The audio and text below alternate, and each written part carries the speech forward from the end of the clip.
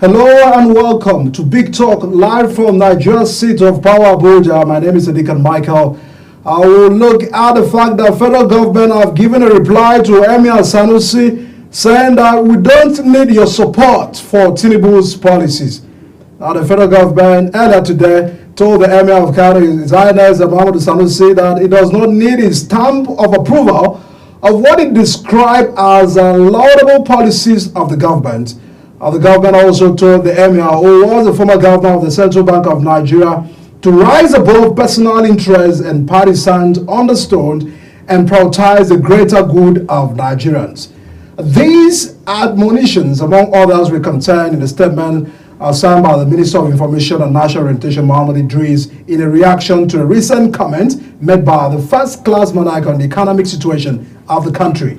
Now, the Emir, at the 21st Memorial Lecture at the Chief Ganifa Emir in Lagos, reportedly said that he will not offer any advice to President Bola Tinubu's led federal government on how to tackle the economic challenges facing the country. He was quoted to have said, "I can give a few points here about what we are going through and how it was predictable and avoidable, but I'm not going to do that," unquote. He said, "I have chosen not to speak on the economy or reforms or to explain anything because if I explain, it will help this government, but I don't want to help this government. They are my friends, but if they don't behave like friends, I won't behave like a friend." That is the words of Sanusi, Sanusi, who reacted on the state of the nation. But tonight, everyone, on the show, we'll look again at President Tinubu's reforms. There are a lot of opinions. I've been looking at all of the reforms introduced by this government. There are a lot of projections. Government saying it's already having indications that things are going to get better and the economy will work for 2025. But a lot of experts are still looking at all of that. And tonight, we'll be looking at X-raying all of this concern. I've been joined by one who understands Nigeria better, the history of this country, the political development of this country. He holds all of this history in his palms. And of course, he will have to add to his voices on the convention tonight on the show. The Secretary, Board of Trustees of NNPP, a politician, Alhaji Buba Galadima, is my guest tonight on Big Talk. Thanks so much, Alhaji, for joining us on the show. Thank you very much, Mike, for having me on this very, very important it's a very big pleasure platform. To have you. Thank you. Thank you. Lord, Alhaji, you've been speaking, before we even get to the issue of tax reforms. How would you describe the current state of Nigeria? People are holding diverse opinions. People said things are not working. Government said it looks it's working. The recent statement by Sanusi government said, we don't need your advice. We don't need your contribution. But those that are really having a concern, if it's coming from a former governor of the CBN, should we not be looking at help? Does it look that the government are ready for help? Does it also look that government knows what they're doing? What is your concern and view about all of these developments, Alhaji? Well, Mike, what worries me in all of this is that people in government don't even know what to say, what to do, or even how to behave. In the first place, from your opening remark, you said that Sanusi said he's a friend of so many people in this government, and if they don't ask for his advice, he wouldn't be offering one. But the most important thing, or two or three, that I can say about this relationship is that I want anybody in this government to dispute the fact that President Tinubu led the squad to appoint Sanusi as the Emir of Kano. Or let the president himself deny that. People say that is issues of traditional council within. Yes. President Tinubu, El-Rufai, Nuhu Ribadu, Bukola Saraki, Kayode Fayemi, and others went to Kano and spent 5 good days trying to convince Kwankwaso to appoint Sanusi as the Emir of Kano. What is it that went wrong? That this government is behaving as if Sunusi is a stranger to them. They are friends to each other. If Sunusi doesn't say so, I will say. And you can't discountenance Sunusi's opinion on economy, because he was about one of the best CBN governors that this nation ever had. And his policies, initially with Jonathan, what led to Nigeria being economically buoyant. It was Sunusi that started that buoyancy. 3, Sunusi is one of the respected figures being occupying the coveted seat of the Emir of Kano, who is supposed to be number 4 in the caliphate. So he holds a position, and 5 being the Emir that has the greatest population of subjects in this country. You shouldn't discountenance his opinion, because he's a senior stakeholder in the policy or in the polity or in what is called Nigeria. Having been an emir with over 20 million subjects inside Kano itself, forgetting the ones that are outside Kano. Was Sanusi close to Buhari, former President Buhari? Sanusi? Yes. Well, at least I know he's close to Tinubu. But was he also close to former President Buhari? I say at least I know. Because those who ask what happens if he was also close to the former president in advising that government to get to deliver on all of this economy. I say at least I know he's close to Tinubu. Because Tinubu was one of those that with the assistance of God, made him the Emir of Kano. Are you saying he's more closer to Tinubu than former President Buhari? Of course I know that. But he's also close to former President Buhari. Well, I don't know that. You don't know his relationship with former President Buhari? But there are those that are having a concern that it looks that he was also close to the government. If he has what to offer, also what to advise. Was Sunusi not critical of Buhari's government? Was he not? He was most critical of Buhari's government. So it means that this government is intolerant. If Buhari, with his low level of education, will tolerate criticisms and being a military general, I expect these politicians to tolerate more criticisms, because it is only the truth can only be heard from your enemy, not from your friend.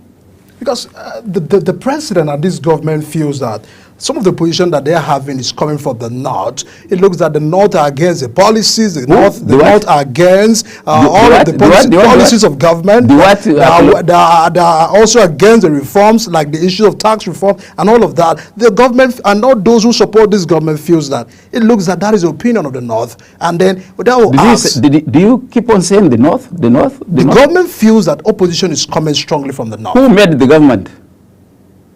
The Nigerians people elected government. Okay? No. Nigerians elected the president. Oh, now you say Nigerians. Before you said Northerners. By constitution, Nigerians elected the president. So Northerners are not Nigerians. But government says the North are opposing the opinion. If you want this interview to go well, you journalists, I think you have lived enough to destroy this country. No, we are getting... Hold on! To destroy this country. If you want this country to be one, stop discussing the North, the South, the Southeast, the Southwest. No! We are all Nigerians. Of course, there are people from this part of the country that are against certain policies of the government. And I also want to educate you that this government was elected by people from this part of the country. All others have only come to chop. But government, Tinubu was elected by the North. He's got over 6 million votes from the North, while only 2.something million from the entire South. I don't want to use the word South and North. And you people should be told this in clear terms. I clearly understand that. So, if anybody from this part of the country criticizes the policies of government, it's because he owns it. He contributed to its establishment. The reason I'm asking that, Alaji, is not my personal question. It's your personal question. No, it's not my personal question. It's the feelings of some Nigerians who feel that. Who are the Nigerians? The ones you call North are the majority. Because the voices that are coming out are really coming from that section of this country. No, it's from everywhere. So you feel that many Nigerians... I personally believe that there are certain aspects of the tax bill which are important. But I disagree with the fact that it should be brought now. Because we are in an unprecedented hardship.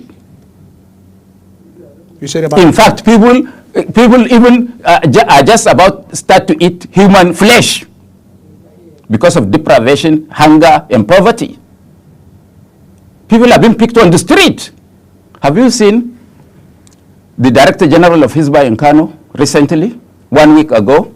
No, three days ago, when he said that they went out at 2 a.m. to comb the street of have-nots sleeping under the bridge and on the roadside. And they packed dead bodies of people who died because they have no food to eat.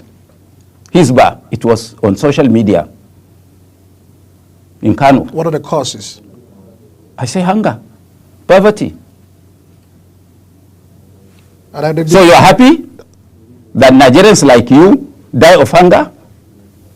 Would you say that government said they inherited a bad economy and that's the reason why they're taking all of this? That is why, look, you people are not, you are uneducated people, educated people.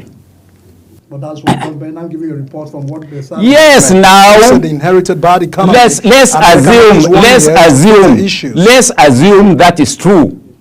Okay. Mike. It's because they said they could do it. That's why we voted for them. They have no excuse. They said they could do it. That is why we voted for them. So do they have any excuse? Did you subscribe for subsidy removal? Did you support that idea? Yeah, you should go to the NNPP manifesto. You should refer to it. We had explained everything there. We could have handled it the other way around and better.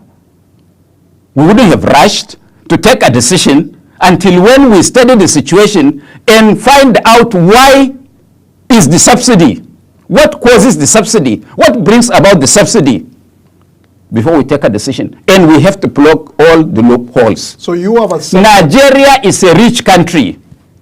We can provide free education.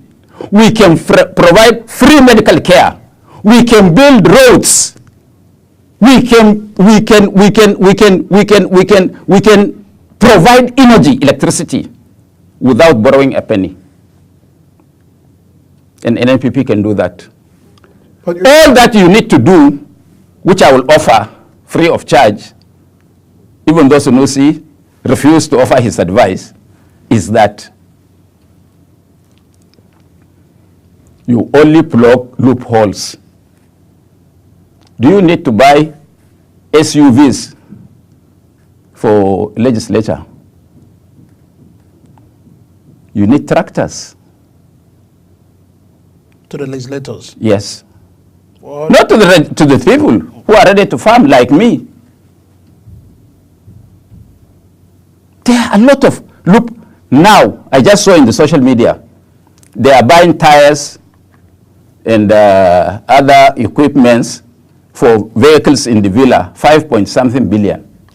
Where's your village? Tell me, and I will tell you what 5 billion can do. I saw one governor, I just laughed. Governor telling me that now they have more money than they used to get. And I thought whether this man is a fool. Which money? Of what use and of what value is the quantum of money they get now in comparison to what they get before and what the money can do? So people think you and me are fools. We are not. I mean, the problem of this country, people who said like... There is no problem in this country. Don't even tell me there is a problem. No, the issues, economic issues that we are having. There is no economic issue. So what would you we are just stealing the poor people dry. Is that what you describe the current state of how Nigerians are feeling about I mean, how the country it is? Go and ask them on the street. They will tell you better than me. But this problem is not caused by this government alone. Why do you, Mike? Did you go to school at all? No, the reason I'm asking. No. Did you go to school at all? The reason I'm asking. No, which school did you go? I understand your Did you go to school? Elijah, I went to school. I'm a graduate. And the reason from I'm asking, where? From where? I went to University of Uyo, Elijah. Where? University of Uyo in Akwa Ibom. Uyo? Yes. They should. The NUC should withdraw the license of that university. Elijah, I may understand your concern, but the reason why we are having all of these views is if we needed to take this decision, if we needed to go through this part by removing subsidy, which you said you agreed, but the implementation is a problem. Right? No. I didn't say it. I didn't tell you I agree. I didn't tell you that. I said we could have done it the other way around. The other way around is that what is this that is called the subsidy? What causes this subsidy? Are some people helping themselves? If some people are helping themselves, can we plug the loopholes? And if we plug the loopholes, what is it that we can save? Look, I said I oppose, I agree with some of the aspects of the tax bill, including the principles. But for now, some of the principles, but for now, the ordinary man doesn't have the strength to carry any increase in tax, any increase in VAT, and any increase that will skyrocket cost of transport, cost of food, and cost of this. This is not the time to do, however good it is not the time to bring such hardship on ordinary Nigerians. And what you should do is to stop wastage by public officers. Once we stop that, and the other aspect I would have fought against is the attempt to close state fund. Because without state fund, education is dead in Nigeria. Because any development that you see in any tertiary institution in Nigeria in the last 15 years was done by state fund. I hope you are from Akwa Ibom, you have a lot of petrodollars. But in many parts of the country, in fact, including Akwa Ibom, because yesterday I got to know how much is being invested in the University of Uyo on the instruction of the Senate President from that fund. And you want to close that. You want to close Naseni. You want to close this. You want to close that. Just to pack the money in a basket for somebody to carry. So you entirely feel that there are some content and part of that tax reforms that needs to also be withdrawn? Of course. Not only that. What was it? What was the formula of sharing before? Bring it and compare it with the suggested formula of sharing. You don't even know. Before, the local governments are supposed to get 60% of VAT. Now, it is 20% because you have to send the money to the states and with a direction for one state to get as much as possible, more than all the others put together. And not only that, you know, you have to use the security to find out what are the people saying. Anybody that has got anything to do with money in Nigeria belong to one tribe. So it makes other people uncomfortable and suspicious. I mean, this is a bill already in the floor of the National Assembly. That those that will have to, I mean, it's a legislative matters as well. And of course, having this concern, the president had to look, can they go back to have more consultations? Because he looks at the quarters of the Northern Governors Forum was about let's get this into the point of consulting the people, having to negotiate the people. But where people are applauding that we cannot, throw the baby out of the water, because some of the content of the bills are fantastic to address the many taxes issues that we're having, because that raise concern. Companies are leaving the country and all of that. Do you feel that away from the voices of consultations, you should allow the National Assembly to really have to go into that deliberation better? Ordinarily, the National Assembly represents the people. But in reality, the National Assembly today does not represent the people. They represent the government from where they get their cut. You have members of your party in the National Assembly? Of course we have. So are they different from other Nigerians? National Assembly is better off. Let me tell you something. For example, this bill. You can expand the tax basket, but you have no authority to share. The sharing of the money is the absolute responsibility of Revenue Mobilization and Fiscal Commission. It's not the president. Where every state has a representative. You have not been talking about that. So even if they pass this bill, Mike can go to court and throw it out because they have overreached. And mind you, Tinubu is a citizen of Nigeria, and he has a right to say or not to say his mind. Nobody can intimidate him. Of course, government doesn't like him, we know. Federal government doesn't like him. They are putting all obstacles. They should please have patience and wait and conduct a free and fair election in Kano in 2007. If they win, they can remove him. When we come back, we will reinstate him. Tonight wasn't really to focus on the Emir talks. Because you started the topic with the Sunusi. I was quoting the subject matter, and he said, he told you. CBN governor of Nigeria.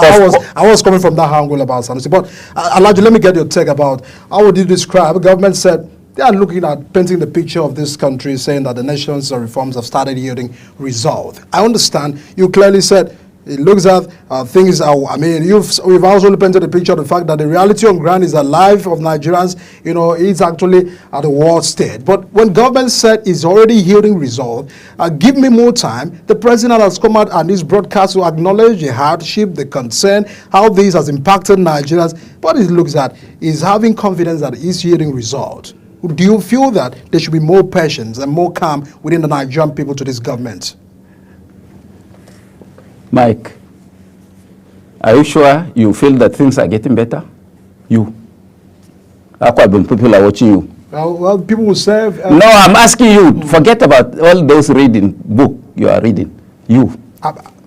Do you feel personally that things are getting better? I don't hold a personal opinion on this subject. Why?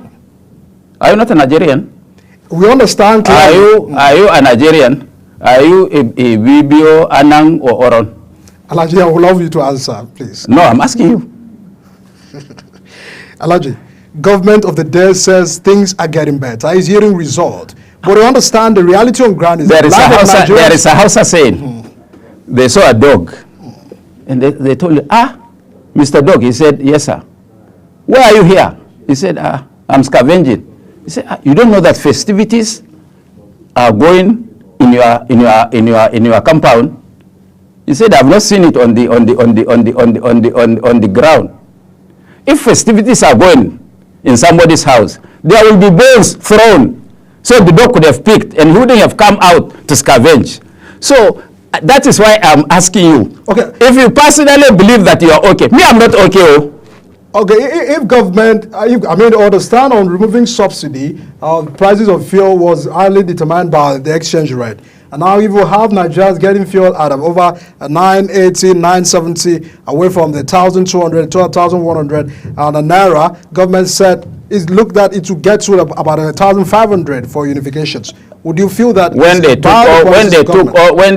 they removed the subsidy, how much was fuel being sold? That was under subsidy regime. The fuel price there was under subsidy regime. Yes. At 200, 180. 180. Have you seen Jonathan in Sokoto recently? You know better. That's a No. We are all Nigerians. You are a pressman. You must have got an information from your reporter. Have you seen Jonathan in Sokoto? Huh? Over uncountable number of people came out to welcome Jonathan and ask him to come back and take us to where he left. Which means they have knocked Buhari and Tinubu out, asking Jonathan to come back. You know how you people treated Jonathan when he was in power? How you called him names? You journalists, incompetent, clueless, this. Do you remember? And now people, conservative people like Sokoto, are asking him to do what? Huh?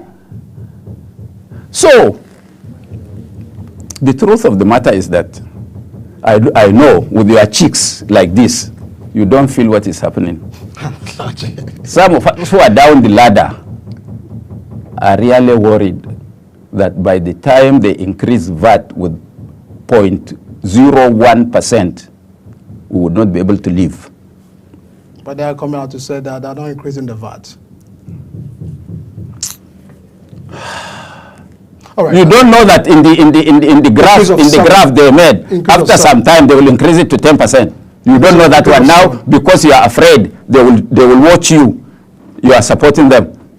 No, and deny yourself of the goodies of life because you want to be a good boy.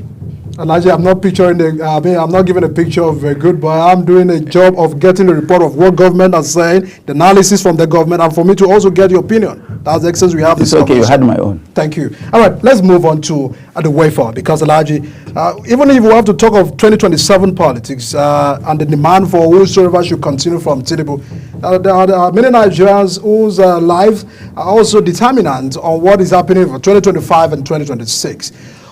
To you, all of that, for instance, the local government autonomy made by this government and governors, government calling on the governors to also look at how they can enhance, development at the grassroots.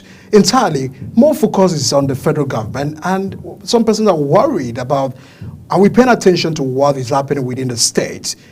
For instance, it was what was said in Kano, you have your party in power. What are they doing differently at that region? That those will also ask questions to other political parties, holding the state funds, having the locations and controlling the state resources. Mike, I want to tell you that I was a member of the Constituent Assembly in 1987. I was a member of the Constitutional Conference in 1994. I was a member of Jonathan's National Conference 2014. So we made this constitution. We laid the foundation for this constitution. And I, Buba Galadima, had been very prominent in all these conferences as a very strong voice that even the mighty listen to when I speak. And I had always advocated for the independence of the local governments. Advocated for the independence of the local government. Of course, there are others who think that, in fact, the tire of local government should even be scrapped. But I said no. And I want to go back to your state. There are 3 ethnic groups in Akwa Ibom. The Ibios majority, the Anang, followed by the Oron people. It has been difficult since the coming of this republic for an Oron man to be the governor of Akwa Ibom State. Was there any? All right. Thank you. None. So, as far as an Oron man is concerned, he's a slave in his own state. So, in my wisdom, and in the wisdom of several right-thinking Nigerians, is that create an opportunity for the Oron man in Akwa Ibom. Has his local government, 1 or 2 or 3 or whatever number they are. If there is anything that is being shared nationally, give him his own share to manage. And there are good things about that. He can decide to invest that money in education. He can decide to invest it in health, whatever. He can decide to invest it in infrastructure. Or more so, he can decide to invest it in fishing to make more money. But let him manage his own small affairs. Now, a lot of people have said that local government chairmen and councillors are thieves. Now, the money sent to Akwa Ibom, there are how many? 30 local governments? 31? 31 local governments. 31 local governments. Instead of one person called the governor to steal that money, is it not better to have 31 thieves such that the money can be spread? Such that the disgraceful thing that has happened in Kogi, how the Igbira people welcomed, what do you call that man? Yaya Bello. Yaya Bello. Former governor of Kogi. Aha. They said they stole, even if he stole their own money. That's what they are saying. Is it not disgraceful? So, let every local government, let's have a thief from that local government instead of having one thief at the center in Uyo to steal everything. Now, it is difficult to come from Etina and try to chase away the governor in Uyo, or from Oron, or from Umfum. It's difficult. But if the local government chairman steals, your people can carry cutlass and go and chase him out of the secretariat because they are very close to him. And he has no, what do you call it, Security vote? No, not security. That thing that you don't sue a governor, what do you call it, or president? Oath of office? Oh my God. Yes, you know, you can't take the governor to court. What do they call it? Because he has immunity. Immunity. He has no immunity. Immunity. So they can chase him. They can machete him. Once they do that, another one that is coming behind him cannot afford to steal. But you don't have the opportunity to go and machete the governor when the brigade commander, the commissioner of police, the director of SSS, all will be protecting a thief. So which one is better? I ask you. For everybody to manage his own small and use his ingenuity to build his people, or you concentrate it in one hand. So, in this local government reform, I support this government 1,001%. But they are not doing enough. There is no reform yet, they should be told. And I'm telling them, I'm the one that who could tell them to their face. Because there is no compliance. I saw the Attorney General. He said, touch local government money and go to jail. Can he send somebody with immunity to jail? Maybe he himself doesn't read his law correctly. I'm not a lawyer. But what I know is that even if a governor kills a person, or even if a president kills a person, you cannot take him to, you cannot sue him because of immunity. So what do they do? It's very simple. Let this month, Oluka, is it Oluka? What the FCC man? What's his name? Olayodo. Huh? Olayodo. No, that's not the correct name. You mean that the FCC chairman? Let him select in every state two local governments. And on the 31st of January, just bounce on those two local governments, carry them. My friend, federal government has sent you 100 million. Show us what we did with the money. Let him sweat for 1 week in the cell. All of them, in all the 36 states, including Abuja. By the time they are released, if they are found wanting, they take them to court and suspend them. The one that the governor will bring to act as chairman can never touch the people's money. By the time they do this for 3-6 months, no local government chairman can surrender 1 penny to any state governor. So you are enforcing the judgment of the Supreme Court. But if you are just eulogizing or preaching or doing this, governors don't do this, allow local government to work, Nigerians with personal interest. Governors are saying that it's a strange arrangement. They are not really familiar. Issues of joint accounts. We also encourage to also have the state working hand in hand with the local government. It's okay. I have already established a foundation when I spoke and told you that I was a member of these conferences that formed the Constitution. It was not correct, because you have to look at, you have to interpret the thinking of the framers of a law or the Constitution. When we framed this Constitution, there were 2 issues, and I will tell you where it was muddled up. There is a federation account to which all revenues of the federal government will go into. Then the Revenue Mobilization and Fiscal Commission will now sit down and share this money to states according to the law. Federal government, states, and local government. And every local government, they say how much Ethinan will get this much, Oron will get this much, Uyo will get this much, so will get this much. And they send this money to the state.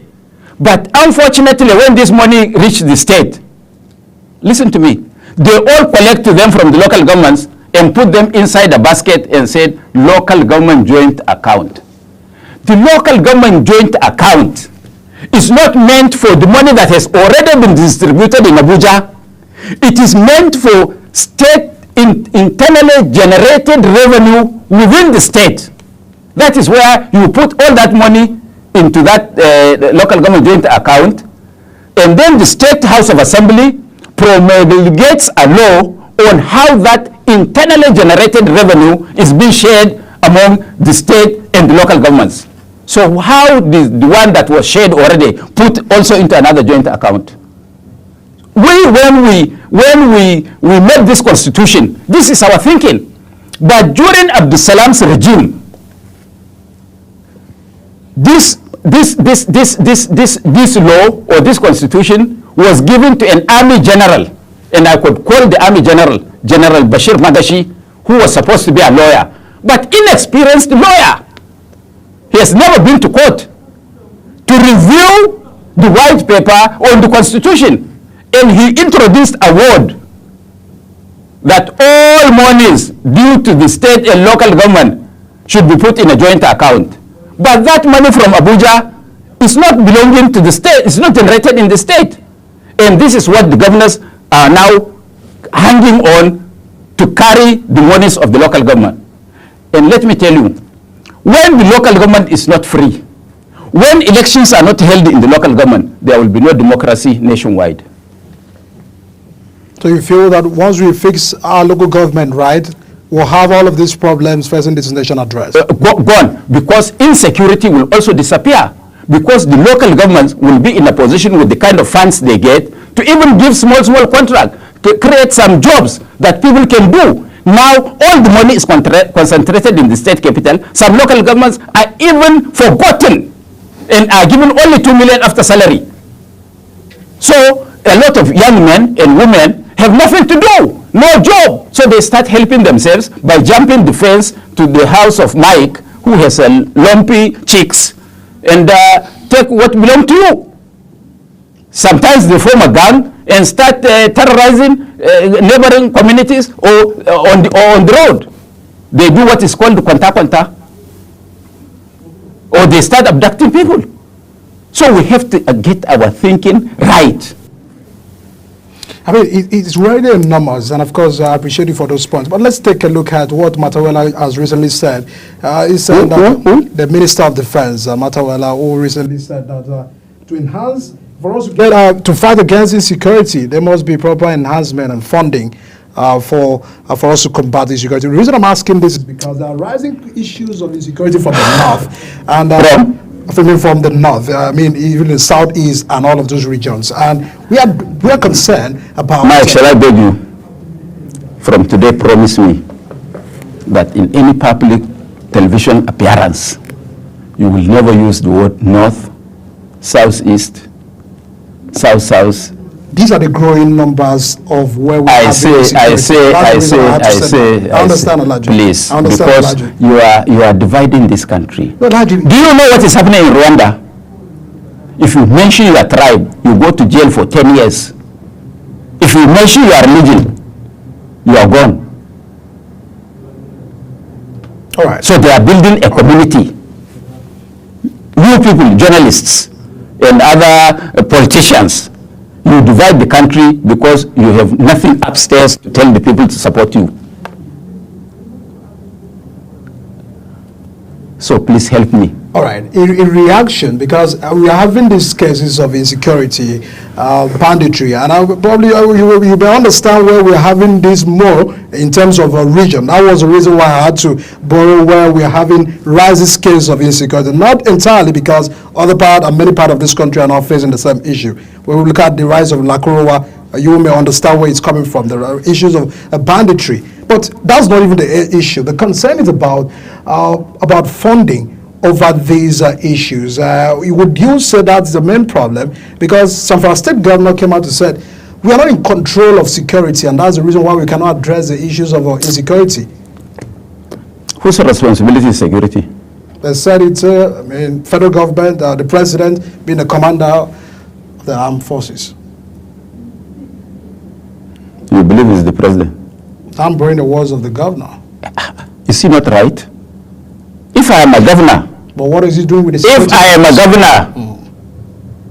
am a governor, I will not give any penny to the military or to the police. What is he doing with the security votes? He doesn't get to take it. Does it belong to him? But they only use it. The governors only use it to squander public money because it's not accounted for. It should go into development. What was the idea behind the security vote, if I may ask? The idea about security vote is that there are certain things that cannot be done in public. So you need some small money to tackle them. You don't need more than 500,000, 1 million naira, at most 5 million naira to tackle those issues. Why should somebody be taking 1 billion, 2 billion every month? To do what? He doesn't have police. He doesn't have army. He doesn't have civil defense. He doesn't have DSS. Tell me. Maybe I didn't go to school, or I went to night school. Why can't we Nigerians tell ourselves the truth?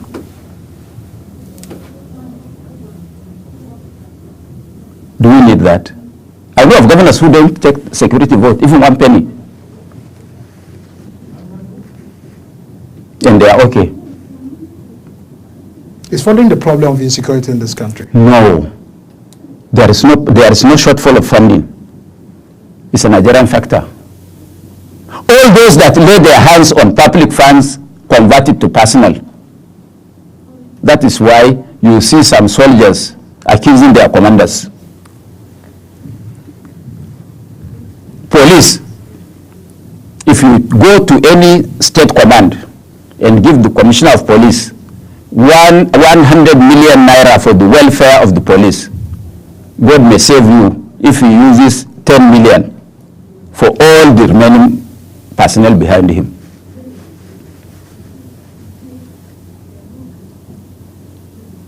These are facts. You may not lay your hands on them, but every state, local government funds the security.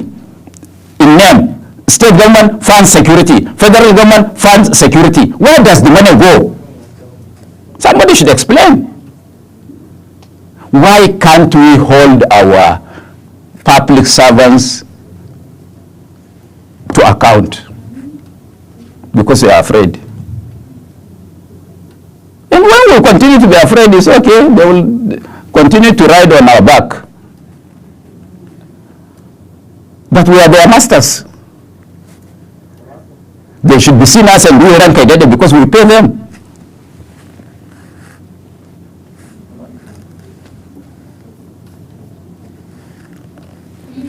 I mean, it's really a concern, and of course, that's the reason we are asking questions, and of course, we'll continue to ask those questions. But in a way of resolving all of this concern, that those that are really having issues about what may be the way forward for this country, the problems are enormous, the issues are enormous. Where have we missed it? Can you use the Nigerian parlance? Huh? We pray. But even if we pray, God will not come down himself. He has to use some agents. Who are those agents? We, the people, must put Nigeria aright.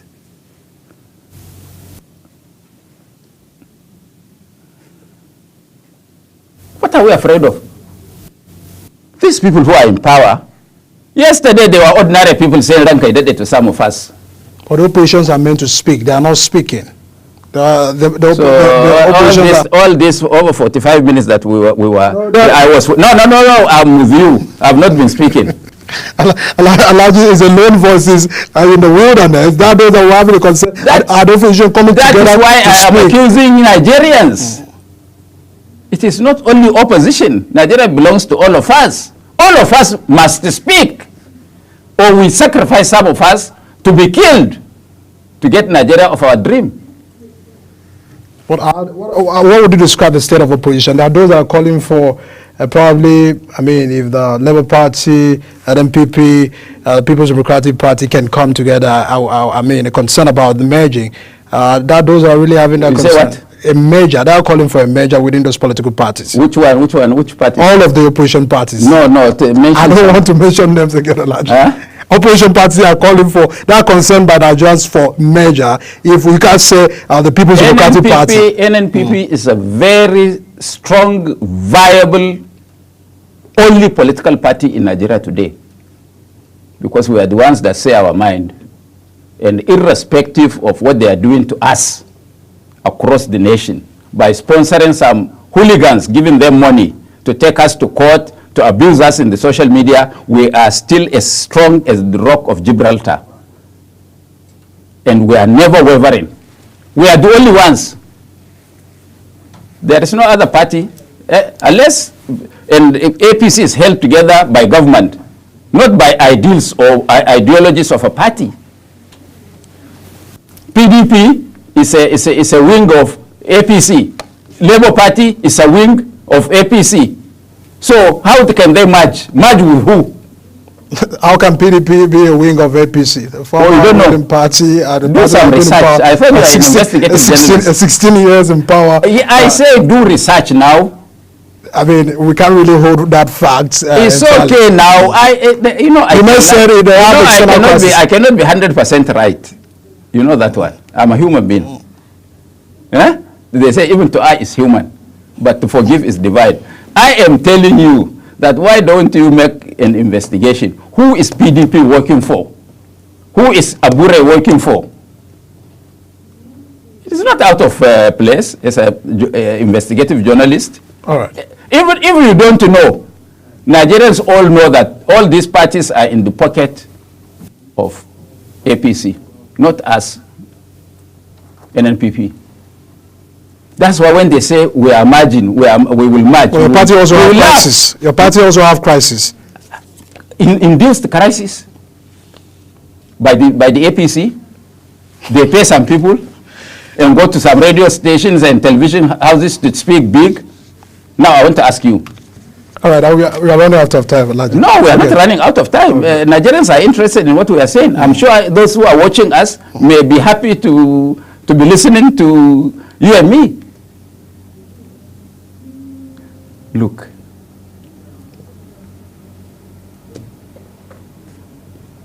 people are talking of margin. That is not the issue. Okay. The issue all Nigerians will do is to make sure that there is a good electoral act that can throw an elected person elected by the people, not by INEC, not by the judiciary.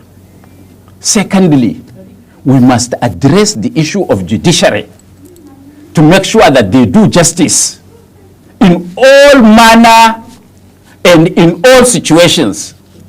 Once we don't have an electoral act that is unbiased, once we don't have a judiciary that can look at you in the face and say no, then Nigeria have not started. And it is not the duty of the opposition alone. If there is a good road coming to this hotel, am I the only opposition man that will ply that road? You who is not in opposition, will you not enjoy it? If there is light, is it only me that will enjoy? So why do you say opposition, opposition? How about you? You mean you have nothing to do? I'm doing my job and asking questions as well, and also demanding. Is that the only thing? We are demanding accountability from government as well. Am I not doing so? We always demand accountability. I say, am I not doing so? Absolutely. Thank you. Thank you. Alhaji Buba Galadima, Secretary of NNPP Board of Trustees. Thanks so much. It was a delight to have you on the show. And of course, we understand the views you hold entirely for the country, for this country to work, and not entirely because of differences. Thanks so much for sharing your concern, and we appreciate your time on the show. Thank you, Mike. Thank you. All right, I hope we will be here some other day. Yes, you will always be here. If we are alive. Thank you, Alhaji. All right, everyone, of course, I'm concerned about the state of the nations. How do we move from where we are today? Are the opinions of government, the opinions of the people, and the voices of Nigerians? All of that are the demands and the concern of about getting the governance right and working in this country. That was the conversation I had with Alhaji Buba Galadima of NNPP, a politician in this country. My name is Edikan Michael. We wrap it up there today. See you again.